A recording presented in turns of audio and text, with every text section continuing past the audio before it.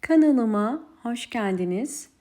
Bugün sizlere orkidelere hem yeniden vitamin desteği sağlamak hem de sonbaharın gelişiyle çiçek dalı çıkarmasını kolaylaştırmak için iki farklı yöntemden bahsedeceğim. Hemen birinci yöntemimiz için ihtiyacım olan bir elma ve bu elmayı küçük dilimlere ayırıyorum.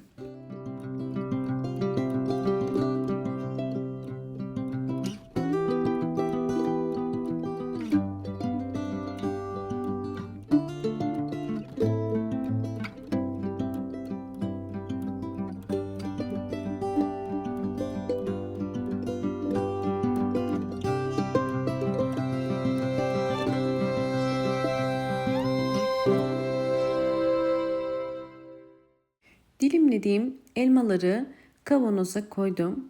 Şimdi bu elmaların üzerine kaynar su koyuyoruz.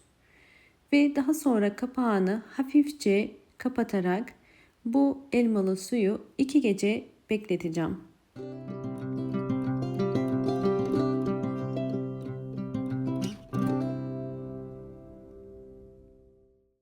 İkinci yöntem için yumurta kullanıyorum.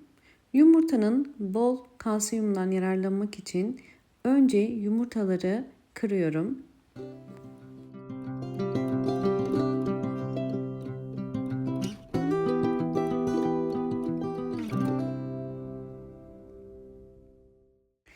Evet, yumurta kabuklarının içerisinde jel kalmaması gerekiyor. Bu yüzden iyice yıkadım. Bakın içleri artık tertemiz, yapışkan bir jel yok. Bu jelin kalmaması gerekiyor. Şimdi yıkadığım yumurta kabuklarını temiz bir cam şişenin içerisine koyuyorum.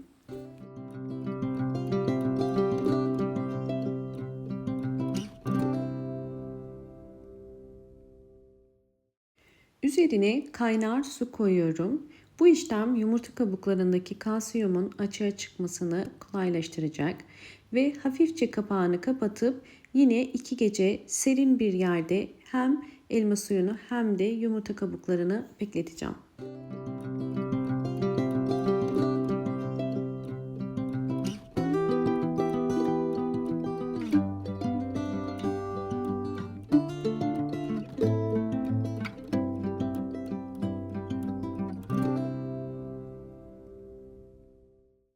İki gece beklettiğim elma suyu ve yumurta kabukları artık hazır. Şimdi orkideler için nasıl bir gübre hazırlayacağımı sizlere göstereceğim. İlk olarak elma suyunu süzüyorum. Daha sonra üzerine yumurta kabuklarını süzeceğim. Elma suyundaki antioksidanlar ve vitaminler ile yumurta kabuğu içerisindeki vitaminler birleşerek orkidelerin hızlı bir şekilde çiçek açmasını kolaylaştıracak. Üzerine alabildiği kadar su koyuyorum. Yani toplamda 500 litre gübre ve 500 litre normal su koydum. Şimdi bunu iki farklı metot ile sizlere göstereceğim. Birinci metot için bir sprey kutusuna ihtiyacım var ve içerisine biraz koyuyorum. Ve ilk metodumu sizlere gösteriyorum.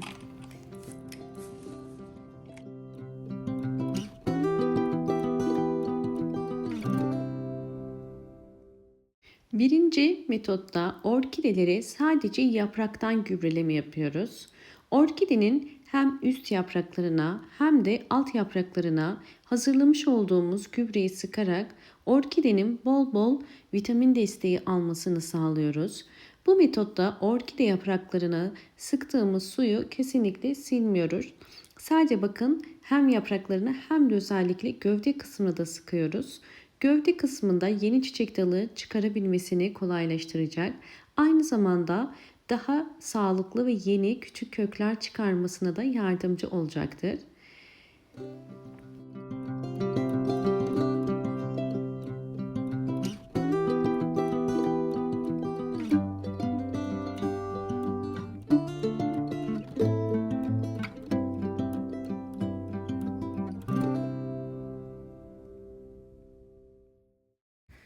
Yapraktan gübreleme işleminden sonra mutlaka orkidenizi en az 1 saat bol ışık ve hava alan bir yerde bekletmeniz gerekiyor. Böylelikle yaprak aralarına biriken su kolaylıkla kuruyacaktır. Kesinlikle evde bu şekilde bırakmıyoruz.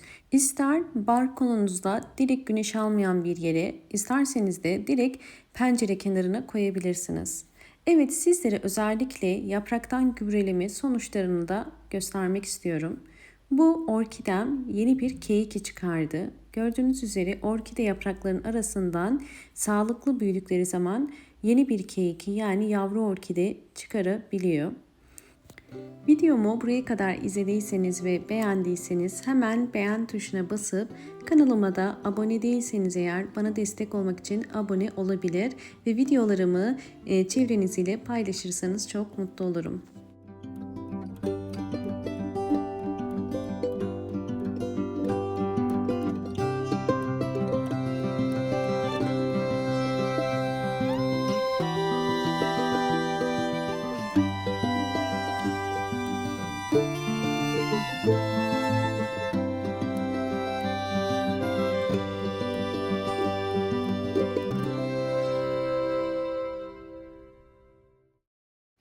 İkinci yöntem direkt orkide toprağına hazırladığımız doğal gübreyi vereceğiz.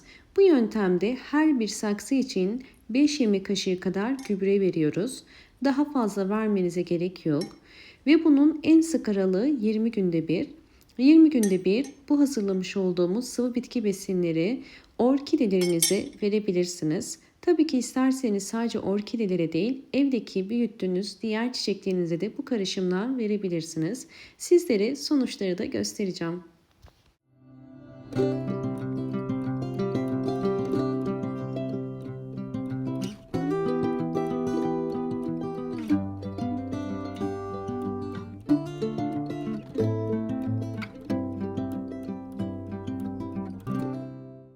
Videomu buraya kadar izlediyseniz ve beğendiyseniz hemen beğen tuşuna basıp kanalıma da abone değilseniz eğer bana destek olmak için abone olabilirsiniz.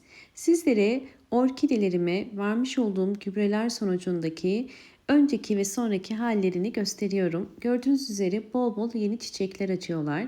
Özellikle sonbahar ayında orkidelere düzenli gübre vermek çok önemli. Bu mevsimde orkideler bol bol yeni çiçek dalı çıkarır ve özellikle orkidelerinizin canlı yapraklara ve sağlıklı köklere sahip olmasına da yardımcı olur.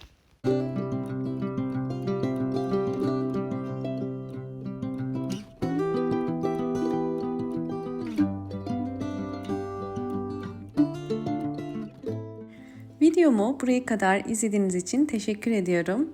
Hoşça kalın, sağlıklı kalın.